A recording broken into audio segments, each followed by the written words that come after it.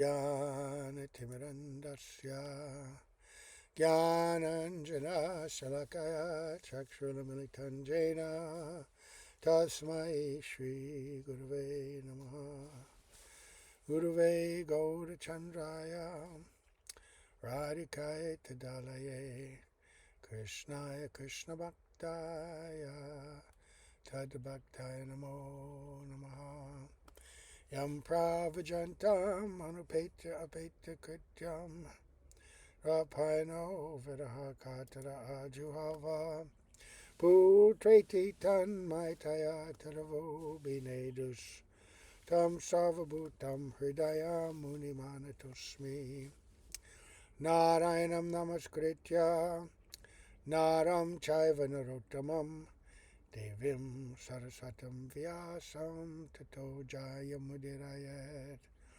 Bhaktya Vihina Parada Lakshay Kiptashtakamari Tarangamadye Kripamai Tvam Sharanam Prapanna Vande Namaste Charanarvindam Tavevasmi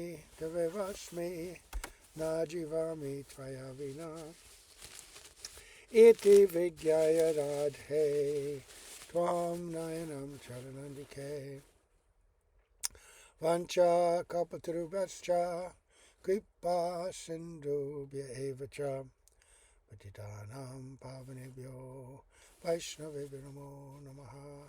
So we always begin by offering our most humble obeisance unto the lotus feet of our beloved Gurus, unto Sri Guru Pada Padmanitya Bhavishta Om Vishnu Pada Tatsat Sri Srimad Abhaya Charnaravinda Bhakti Vedanta Swami Maharaj Srila Prabhupada and Sri Guru Pada Padmanitya Bhavishta Om Vishnu Pada Tatsat Sri Srimad Bhakti Vedanta Narayan Goswami Maharaj and unto our exalted Upanuga Guru Varga, all the assembled Vaishnavas, Vaishnavis. So, tomorrow is the appearance day of Bhagavan Sri Nrsingadev, right? And so everywhere people will be having various celebrations. In our 1 hour class, we can't really do much justice to the entire Leela. Actually, it's best to spend the whole day just reading from beginning in the 7th canto all the way to the end of the Leela. And it can take all day, actually, especially if you read purports. If you don't read purports, then it can go long. But I thought every year we read, but we generally read sometimes the beginning, the backstory, right? How it all started with Jai and Vijay and questions by Parikshit Maharaj and Yudhishthir. And then, of course, the appearance of Nrsingadev and some interaction between Prahlad and Hiranyakashipu with those important shlokas and touching on his instruction to his classmates. But at least from my side, we haven't read in a while Prahlad's own story. Because after he instructs his friends, they say, wait a minute, how did this come about? You've been with us the whole time. How could you get all this instruction? How did this happen? Right? So I thought I'd spend the next 2 days, today and tomorrow, reading that chapter where Prahlad Maharaj explains this story, because Bhagavatam and the glories of Lord Nrsingadev are always also the glories of Prahlad Maharaj. We are learning to glorify Lord Nrsingadev by glorifying his great, great devotee and trying to understand and follow his example and teachings. He's one of the 12 Mahajanas. He's so important in the history of the universe and the devotional history of the universe. So, Srila Prabhupada gives a summary of this chapter, which I'm going to read first. So he begins, in this chapter, to dissipate the doubts of his class friends, the sons of the demons, Prahlad Maharaj states how, within the womb of his mother, he had heard from the mouth of Narada Muni, who had instructed him in Bhagavad Dharma. When Hiranyakashipu left his kingdom and went to the mountain known as Mandarachala to execute severe austerities, all the demons scattered. right? The demigods took back their places. Hiranyakashipu's wife, Kayadu, was pregnant at that time, and the demigods, mistakenly thinking that she carried another demon in her womb, arrested her. Their plan was that as soon as the child took birth, they would kill him. While they were taking Kayadu to the heavenly planets, they met Narada Muni, who stopped them from taking her away and took her to his ashram until Hiranyakashipu's return. In Narada Muni's ashram, Kayadu prayed for the protection of the baby in her womb, and Narada Muni reassured her and gave her instructions on spiritual knowledge. Taking advantage of those instructions, Prahlada Maharaja, although a small baby within the womb, listened very carefully. The spirit soul is always apart from the material body. There is no change in the spiritual form of the living entity. Any person above the bodily conception of life is pure and can receive transcendental knowledge.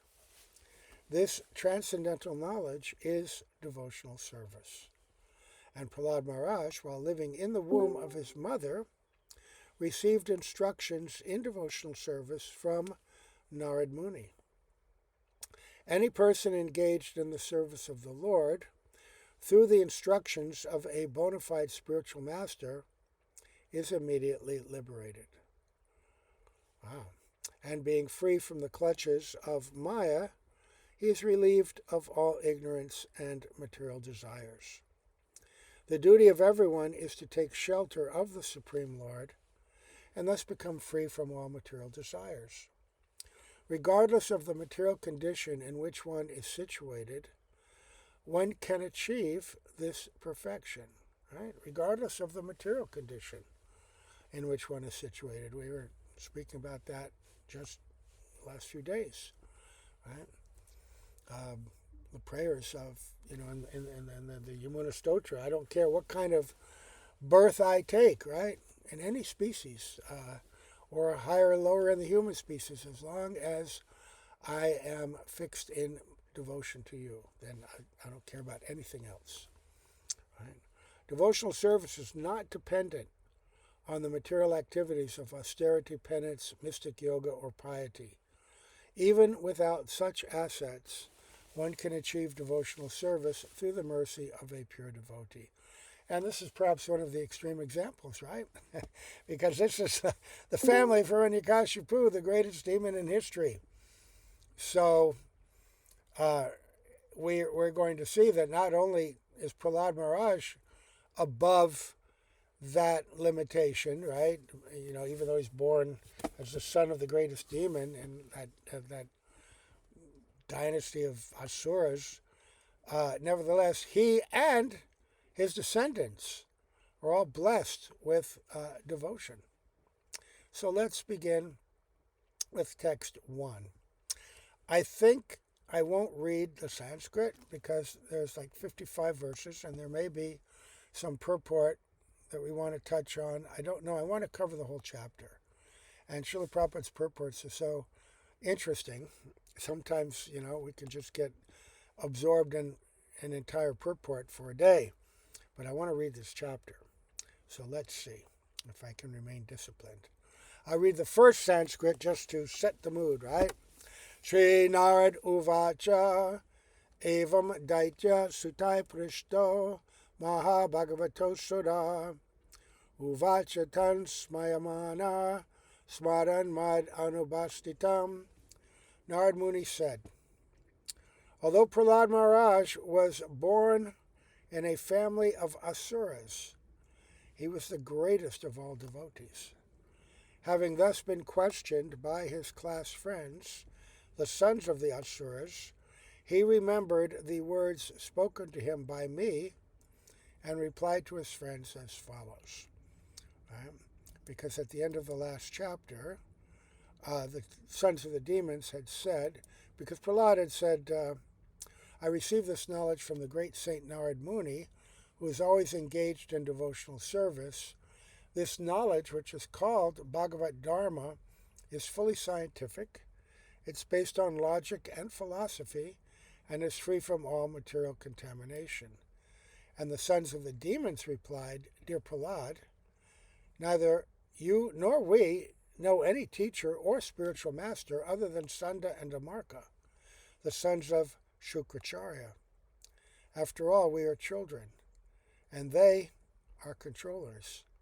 For you especially, who always remain within the palace, it is very difficult to associate with a great personality. Dear friend, most gentle one, would you kindly explain how it was possible for you to hear Narad? Kindly dispel our doubts in this regard. And so then Narad is interjecting here because he's telling the story. He's telling the story to Yudhishthira, right? And this is being told by Shukadev to Parikshit in answer to Parikshit's question in the beginning of the 7th canto. Okay, so now Prahlada Maharaj is going to answer that question.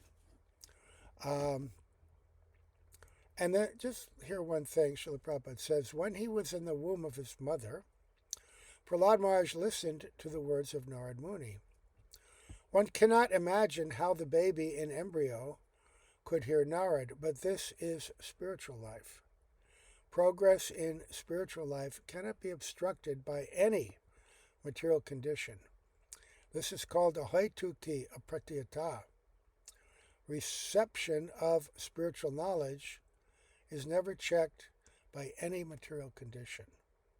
Thus, Prahlada Maharaj, from his very childhood, spoke spiritual knowledge to his class friends, and certainly it was effective, although all of them were children. And even materialists understand that you can play music, like classical music to children, educational sound, speak to the child, the mother, the father, they can speak to the child, and they can bond through that sound vibration. The body is not fully developed, but consciousness is awakening within that body as the body matures and develops. Right? So text 2, Prahlada Maharaj said, when our father Hiranyakashipu went to Mandarachala mountain to execute severe austerities, in his absence, the demigods, headed by King Indra, made a severe attempt to subdue all the demons in warfare. And here's quotations. Alas, as a serpent is eaten by small ants, so the troublesome Hiranyakashipu, who always inflicted miseries upon all types of people, has now been defeated by the reactions of his own sinful activities. Saying this, the demigods, headed by King Indra, arranged to fight the demons. They saw an opportunity here, right? That he's not here anymore. Let's take advantage, try to reestablish ourselves, right? So, then, when the great leaders of the demons, who were being killed one after another, saw the unprecedented exertion of the demigods in fighting, they began to flee, scattering themselves in all directions.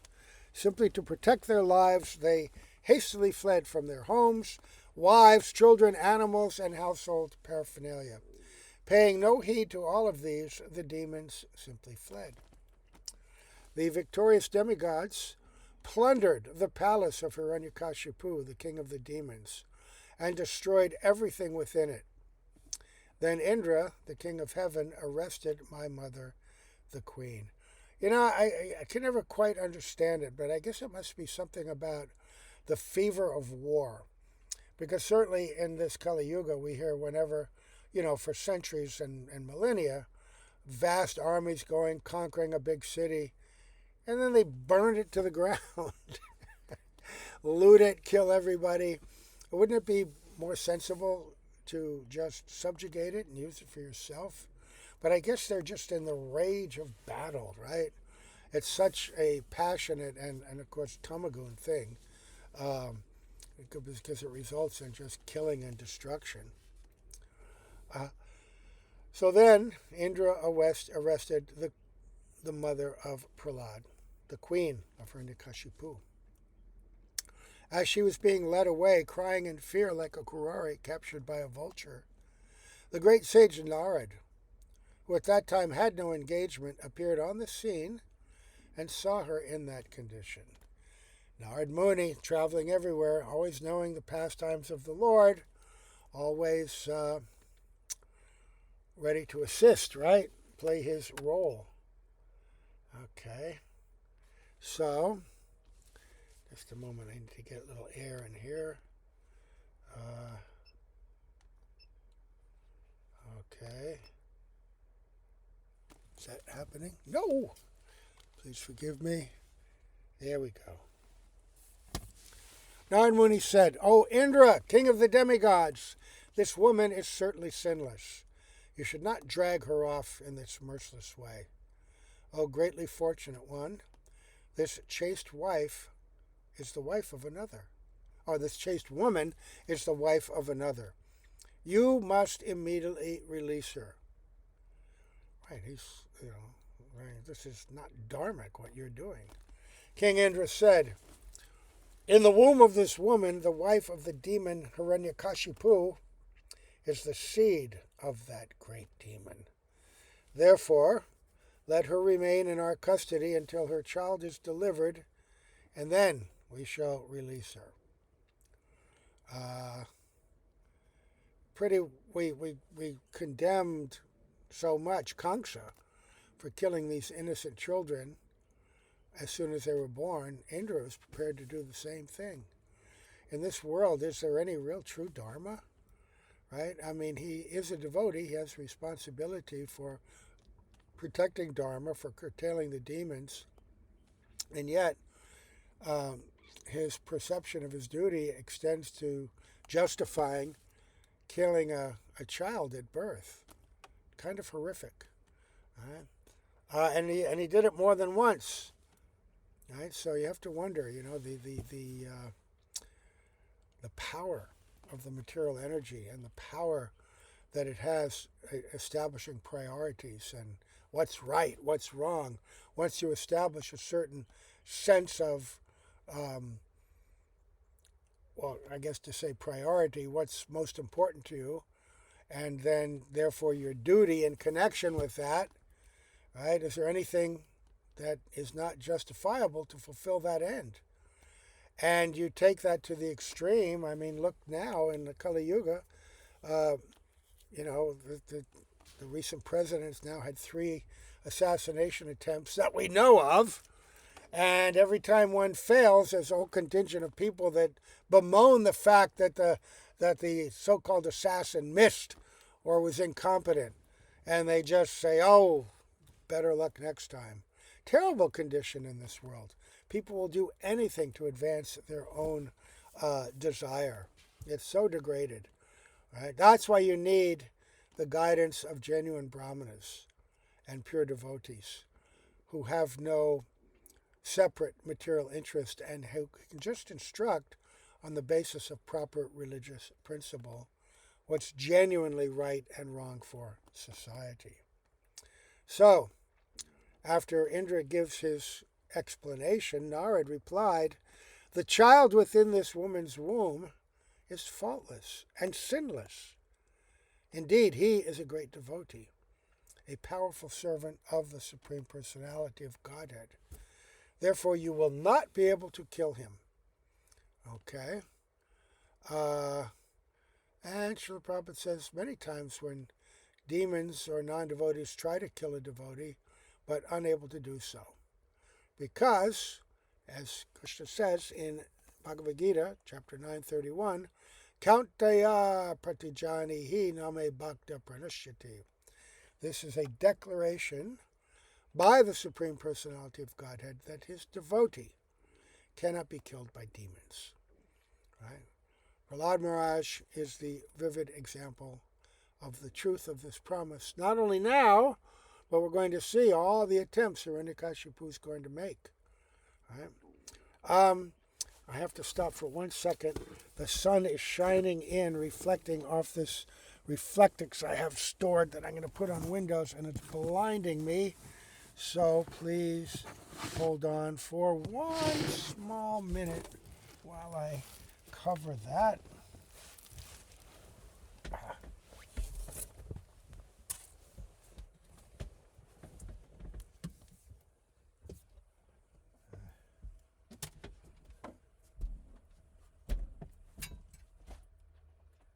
There we go. Okay. All right. All right. Coming back. Thank you. Thank you for your patience. Get my little... This is going to be a weird video. Okay. All right. This here.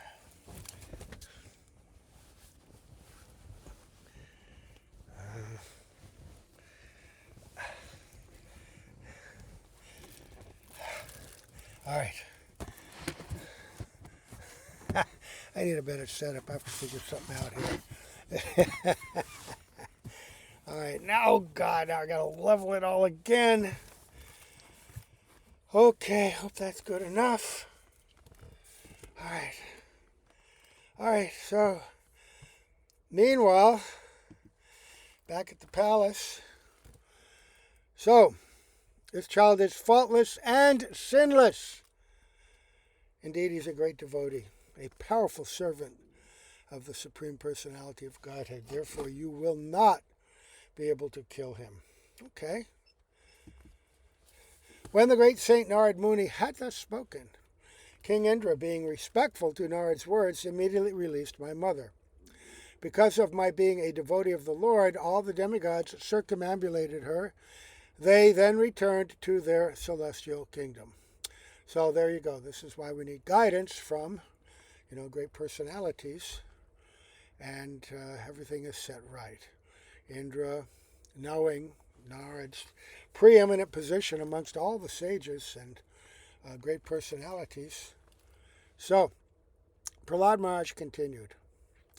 The great saint Narada Muni brought my mother to his ashram and assured her of all protection, saying, "My dear child, please remain at my ashram until the arrival of your husband."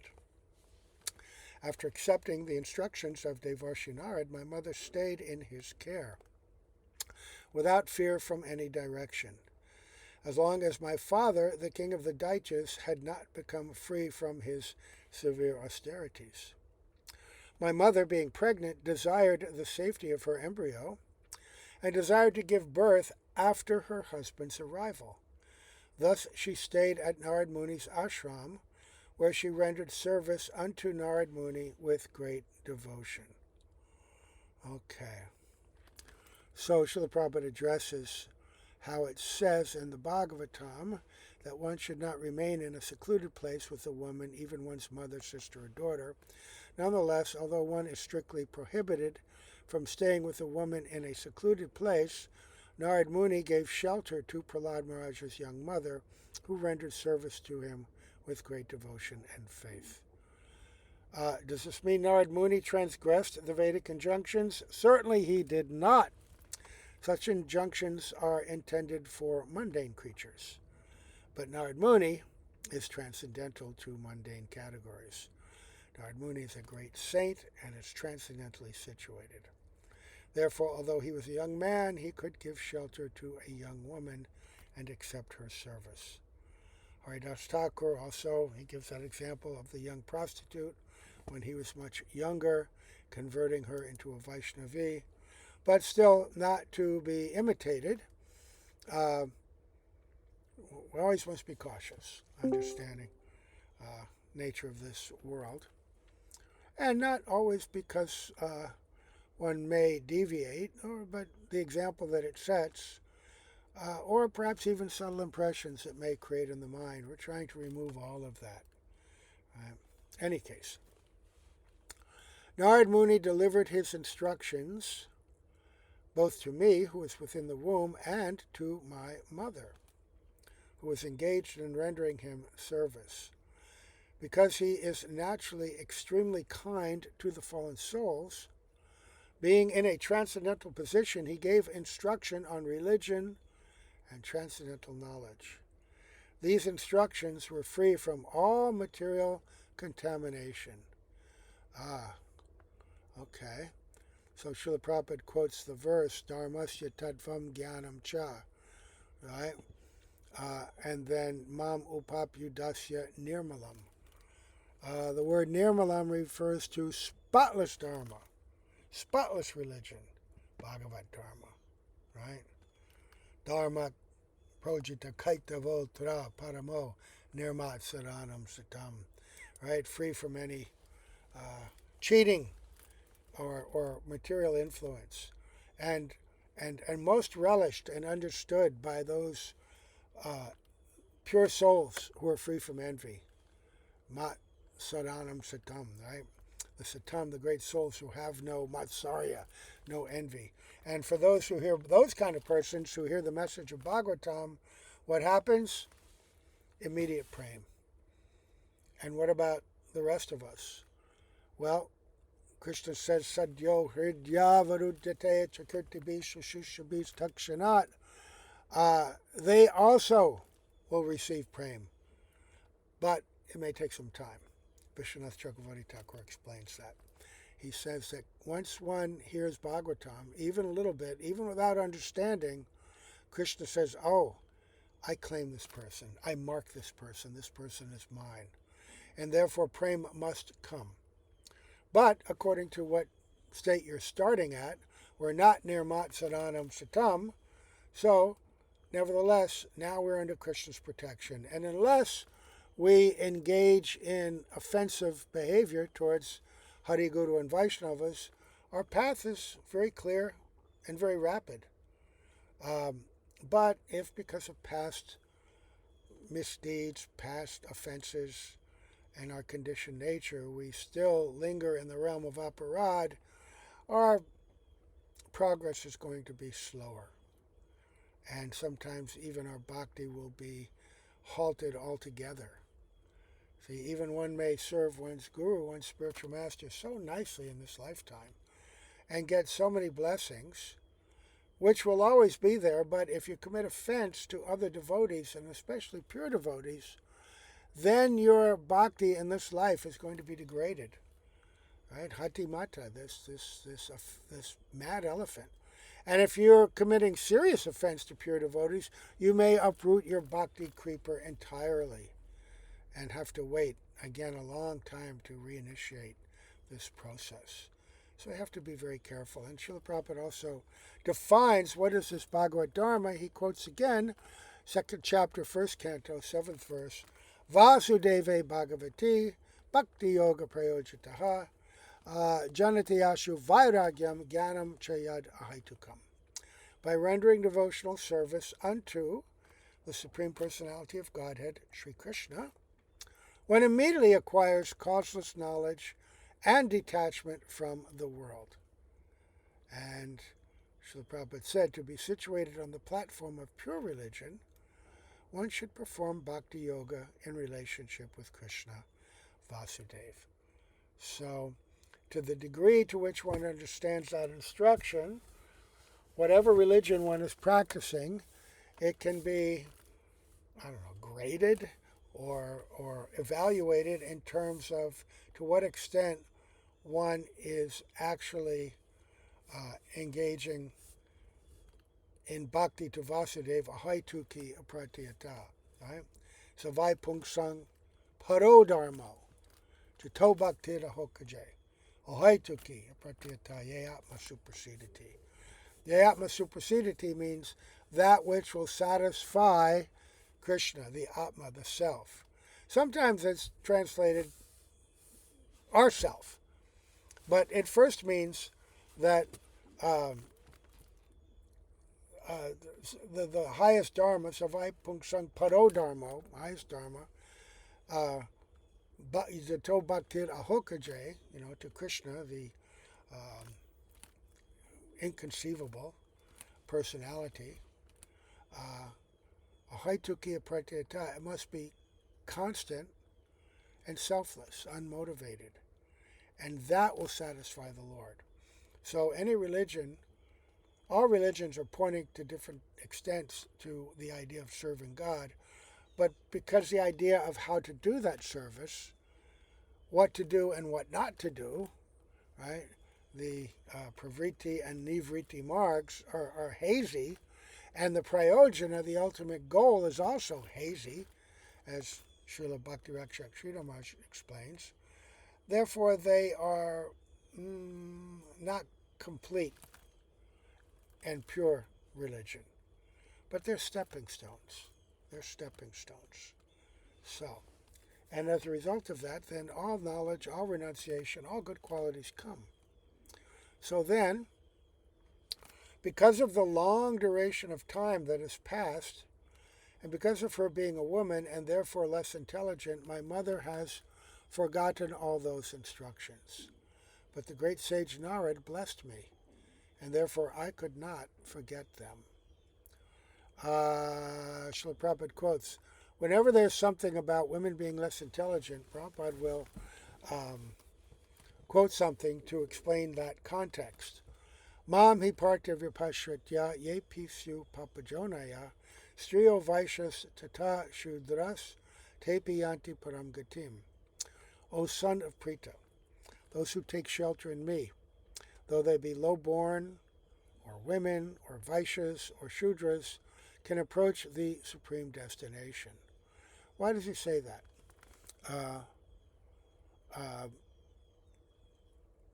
He goes on to say, the word papajoni refers to those who are less than shudras. But even though a woman may not be papajoni because of being less intelligent, she sometimes forgets devotional instructions. For those who are strong enough, however, there's no question of forgetting. Women are generally attached to material enjoyment, and because of this tendency, they sometimes forget devotional instructions. But even a woman, if a woman practices devotional service strictly, according to the rules and regulations, the statement of the Lord himself is that she can return to Godhead, tepi yanti param gatim. That's not at all astonishing, right? So Srila Prabhupada says here that what we're talking about, bhakti, there is no restriction based on birth or material qualification. That to the degree to which one accepts and takes to bhakti, they'll all get the same result. And the less intelligence, this is just a tendency while we are within material bodies. And honestly, if you see, generally, now there's a spectrum, obviously, but generally men live or comfortable living more simply. They don't need to acquire as much stuff, refinement, decoration, comforts in the home, clothing, all that. But, like a guy can live in an apartment or a little house and just have like a TV on cinder blocks and a board, right? And a little futon on the floor, a couple of pots in the kitchen, and he's happy, right? But once he gets married, right, then you got to have a couch, got to have a big fancier bed, got to have all different kinds of stuff in the kitchen, got to have little tables everywhere with little cloths and lamps and little knickknacks in the cupboards, and and then you fill it all up. Oh, but we need new stuff, and then you got to fill up the garage, and then fill up the attic, and fill up the basement. Oh, we got to get a bigger house. That's just the conditioned nature. But never think that the body of a woman or body of a man is going to be an impediment in bhakti. Srila Prabhupada made that point many, many times, glorifying particularly certain women disciples who he considered the equal or better of any of his men disciples. Right? He had some remarkable lady disciples. Right?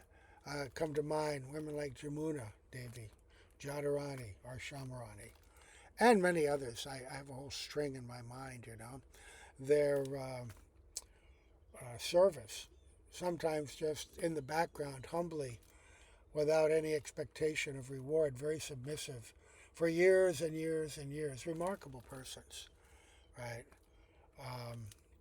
So nothing on the bodily platform restricts bhakti. But on the material platform, there are differences. And this verse is referring to the misconception in the varnashram system, right, that only brahmanas are eligible for liberation, for higher destinations. Maybe kshatriyas also under their direction. But vaishyas, shudras, women, they have to take higher birth next time as male brahmanas in the Vedic varnashram conception. But we're free from that. I mean, look at Queen Kunti, right? Her own prayers, some of the most exalted and important prayers of all the Bhagavatam. And ultimately, the gopis, right? The highest example of devotion. So, Prahlada Maharaja continued, my dear friends, if you can place your faith in my words, simply by that faith you can also understand transcendental knowledge just like me, although you are small children. Similarly, a woman can also understand transcendental knowledge and know what is spirit and what is matter. Right. And so even though he's a small boy, he's now totally liberated, pure devotee. Remember the story of Mahaprabhu? He wanted to convince Srivas Pandit of what he'd come to do and how he could do it to anybody. And the first person he bestowed prem to was Narayani, the little 5-year-old niece of Srivas. Narayani, chant the names of the Lord, and immediately she manifested, ashtasattvika bhavs, right?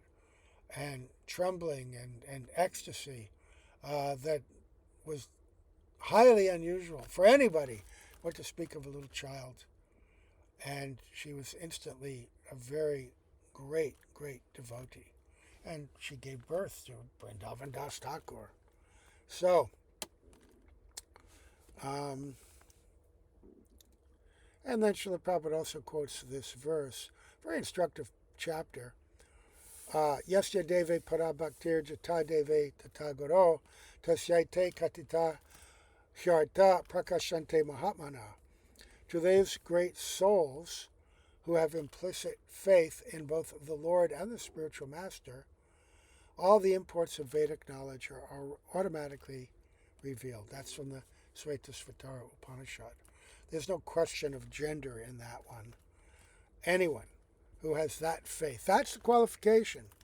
Read the 6th chapter of Jaiva Dharma, very profound description of the eligibility for bhakti based on faith, commitment to Hari Guru and Vaishnavas.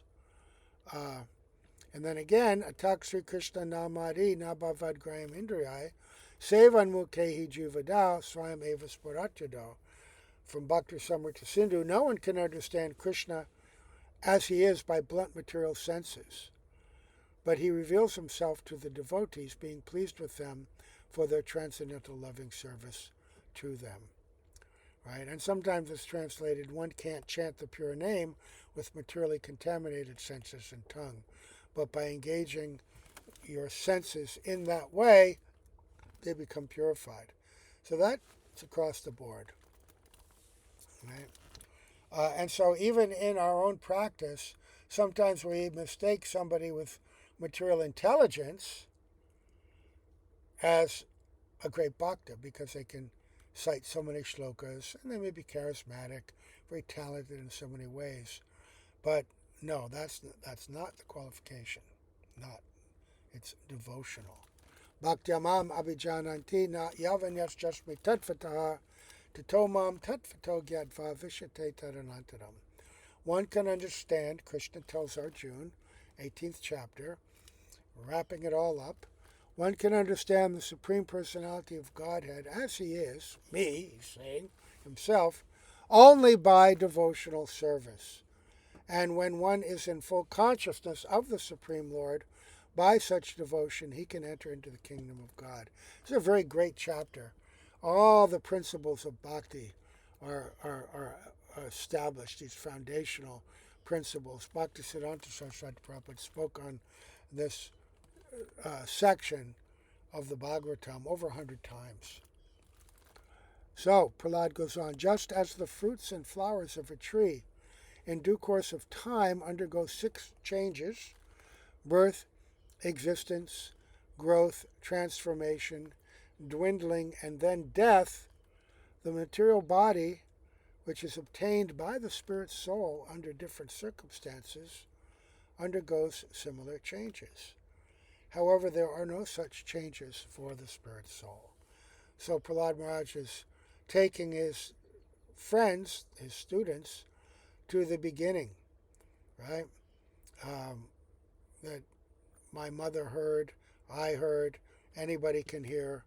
But you have to understand also that we're not this body, that the body is undergoing transformation. The soul is that vastu, that entity within the body, our real self, which animates and gives the body life. But the body will go through transformation, and it will die, and will have to take others. He says Atma refers to the Supreme Lord or the living entities. Both of them are spiritual, free from birth and death, free from deterioration, and free from material contamination. They are individual.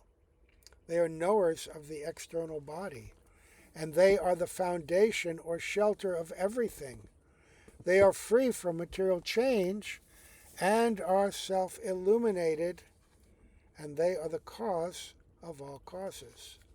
And they are all-pervading. They have nothing to do with the material body, and therefore they are always uncovered.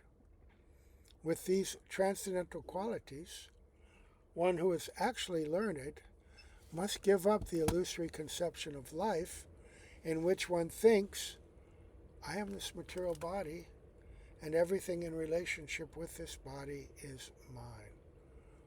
That's very deep, right? He's telling the little boys, you're not demons, right? You're not children. You're not,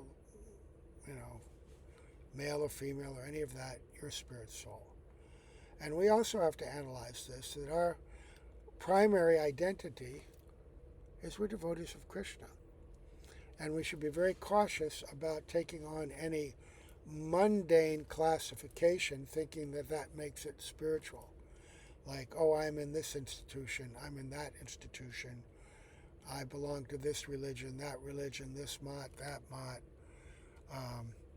Our one pride and joy is our identification with our spiritual master, right?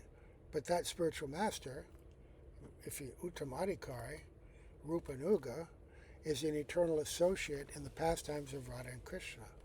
And that's ultimately our identity and destination as well.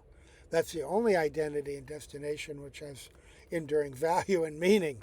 The others serve temporary purposes, but don't create, but by being too attached to the material concept, you can actually create what Prahlada Maharaj rejected earlier to Sanda and Amarka, the idea of friends and enemies, my group, your group. No, we're all part of that same group, that universal family of Mahaprabhu. And the degree to which we can recognize, honor, and serve that broader group is going to help us very much. Right? And it doesn't mean that we have to abandon this mat, that sangha, that agency through which we serve, but don't create artificial mundane walls which block the free flow of the current of bhakti.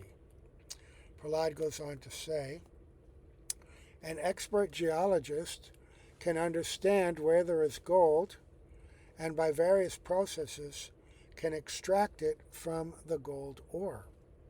Similarly, a spiritually advanced person can understand how the spiritual particle exists within the body, and thus, by cultivating spiritual knowledge, he can attain perfection in spiritual life. However, as one who is not expert cannot understand where there is gold, a foolish person who has not cultivated spiritual knowledge cannot understand how the spirit exists within the body.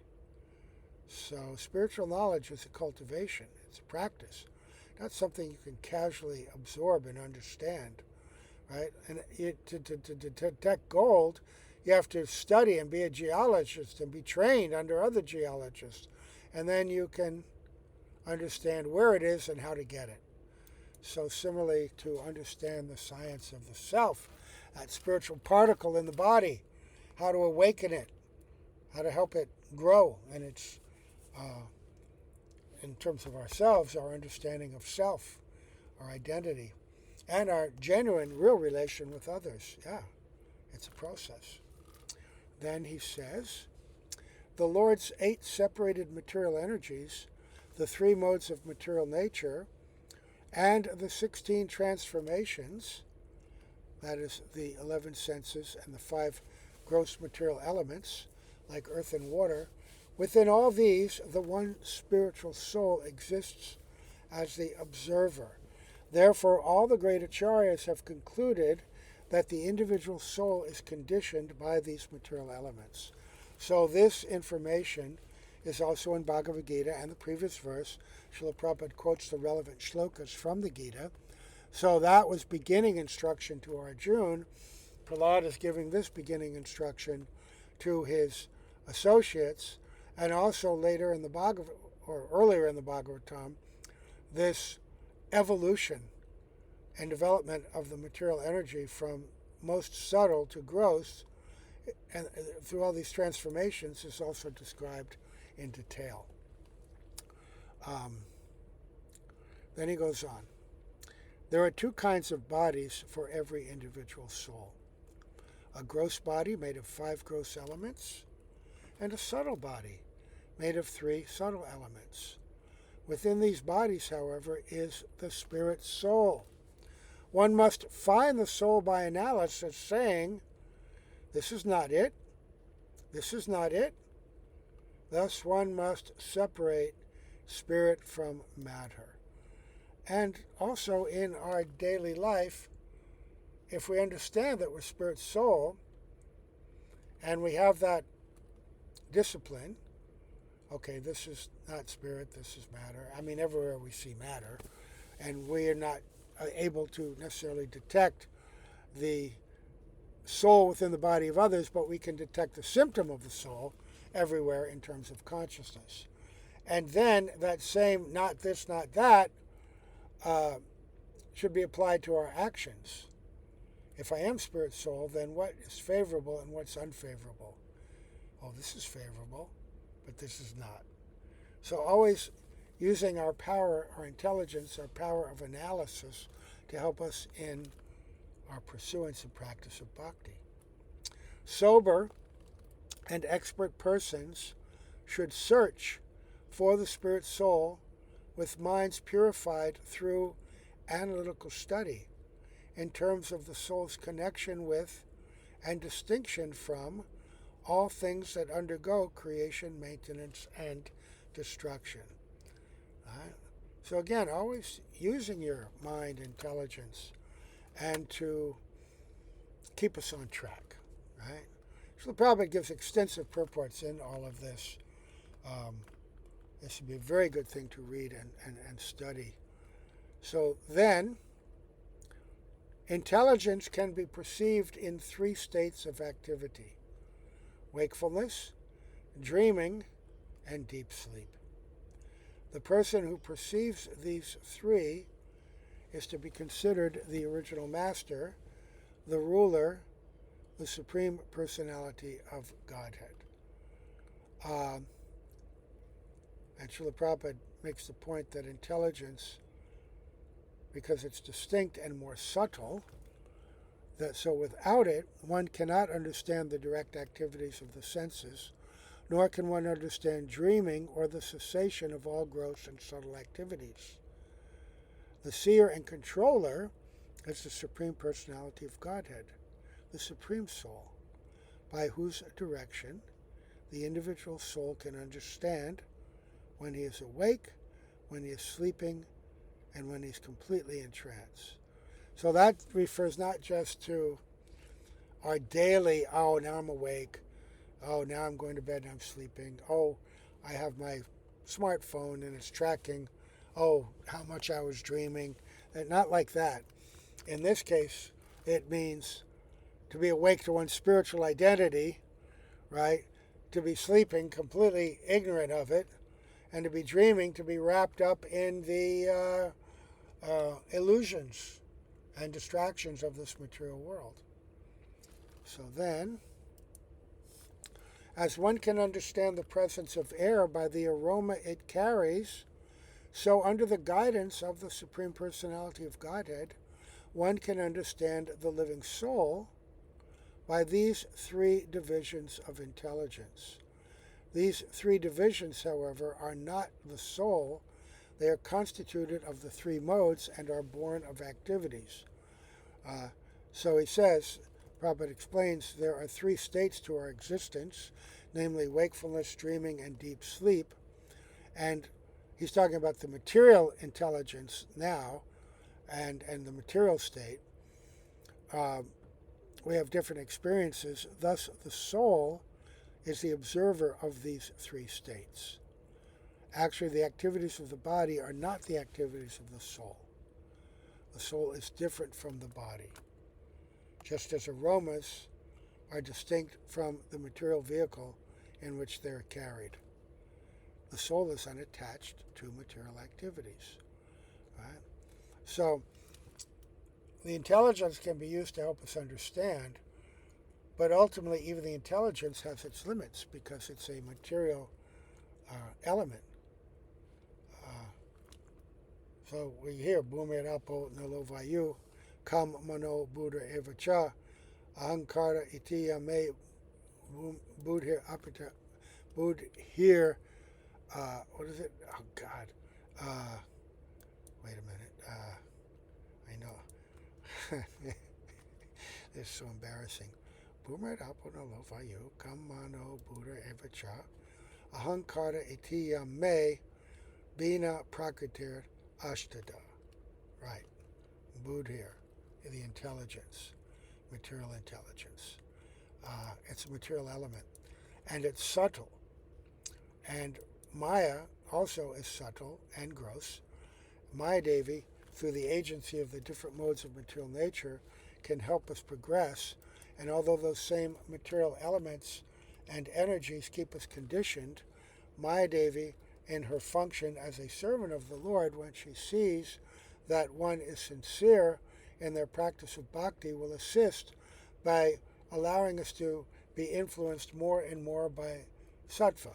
It's material sattva, and so it's always going to be tainted by rajas and tamas, but still the qualities of sattva, even in this material world, approximate the qualities of the pure soul and help us understand with subtle discernment and discrimination the things we need in order to practice bhakti nicely and to separate what is matter, what is spirit. But still, the material mode of goodness, refined material intelligence, can't pierce the coverings of the material energy, no matter how intelligent you are. You can discuss it, you can analyze it, you can have faith, but only materially purified consciousness is equipped to take us there. Right? So, he goes on.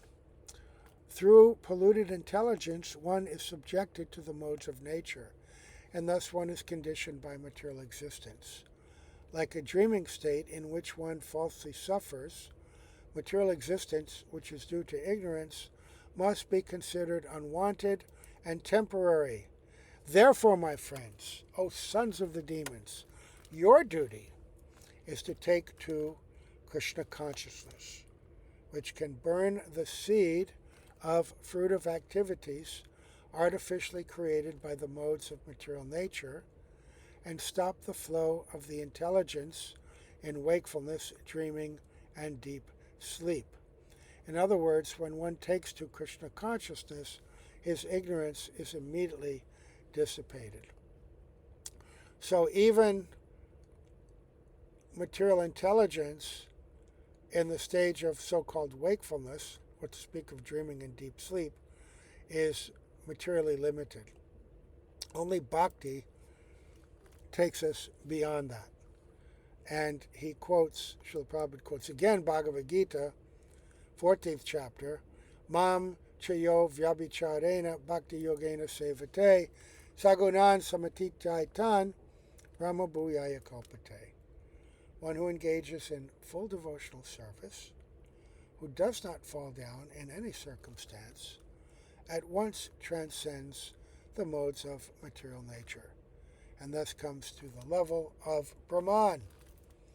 Right? So, we'll stop there. We got about halfway through that chapter. We kind of rushed it, but still, it's very wonderful to hear these essential instructions from Prahlada Maharaja to his friends. And of course, these are for ourselves, but they also help us to understand how to do outreach to others. Because he's speaking to demons. The whole world is demons. So you can relate the story, relate the way in which Prahlad taught, the way in which Krishna taught Arjuna. Very beautiful and powerful. When we use these shlokas and these examples, there's power in them. Srila Prabhupada taught us that. He wanted us to quote these Bhagavad Gita verses, and in my own experience, I found that whenever we would cite these verses, even though our own understanding was very basic, preliminary, but our faith in Bhagavad Gita, in the shlokas and the words of our Guru, and citing these, it carried potency, and people were impressed and moved by that. Right? It's Shabda Brahman. And I heard this quote the other day. One of these stories, one godbrother, Abhinandan, he quotes stories from different godbrothers. And one godbrother asked Srila Prabhupada, we're distributing your books everywhere, and but how can anybody understand them if they're not initiated? And Srila Prabhupada said, he paused for a moment, he said, by reading my books, they are initiated. That we can discuss at another time, the deep import of that, what he means by that. It's very, very interesting. But just think of the power in those books. He's saying now, by reading my books, they're making a connection with me. And really that connection is the beginning of initiation. That's described. Ado Shraddha Tata Sadhu. Right? So that's the beginning. That is, in a sense, initiation. All right. So we'll stop here. Went a little long. A few interruptions. But thank you. And we'll stop here. All glories to Srila Prabhupada. All glories to Srila Gurudev. All glories to all the assembled devotees. All glories to Prahlada Maharaja. All glories to Lord Sringadev, whose appearance day is tomorrow. All Gaura Premanande Haribol.